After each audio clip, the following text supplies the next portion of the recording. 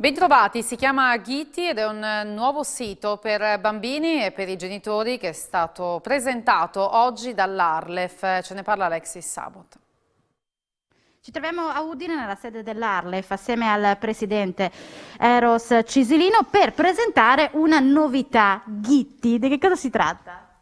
Sì, è un nuovo sito che mette a disposizione specificamente ai frus e che sarà disponibile appunto di web per poter avviarlo e soprattutto aggiornarlo perché l'è fatto proprio perché età, che è la prima età appunto, che è dai 3 ai 10 anni.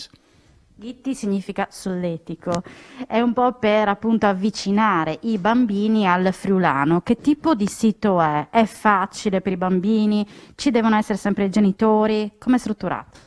Sì, è facile per i frus, ma è facile anche per i genitori e è facile anche per situazioni particolari. È stato pensato proprio per avere la più grande facilità in tutti i sensi. Sicché il frutto al posto dopo il tablet, al posto dopo il cellulare, parlare sul sito, e anche i genitori chiaramente al posto guidarlo e al fare anche bene a fare questa guida e è anche dedicata a chi che non sa la lingua furlana e hanno la possibilità appunto di avvicinarsi alla lingua furlana con grande serenità perché sono anche le traduzioni contemporanee in italiano. Da quando sarà attivo o è già attivo? Alvarez sei già attivo, sicché avete la possibilità di avviarlo e ha anche delle particolarità dedicate anche alle disabilità, che mi pare importante a quel momento qui, perché poi sei disabilità magari di tanti tipi, ma una può essere anche il daltonismo o anche altri tipi di cognizione che vengono aiutati appunto di certi strumenti all'interno del sito stesso.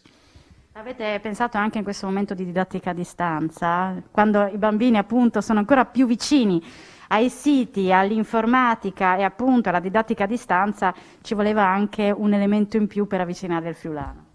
Sì, commentava anche chi è di fatto un sito appunto dedicato anche alla didattica e l'azienda che lo ha curato, l'Ensoul, è stata una lavoro attenta appunto a strutturarlo anche per i sviluppi futuri. Quali sono le vostre aspettative? In Calvegni do Prat, dai frus e anche dai grandi, di chi che sanno già il furlan e hanno di sapere conoscere lo migliore e di chi che non lo sanno e hanno di impararlo. Quindi www.ghitti.it. Semplicemente.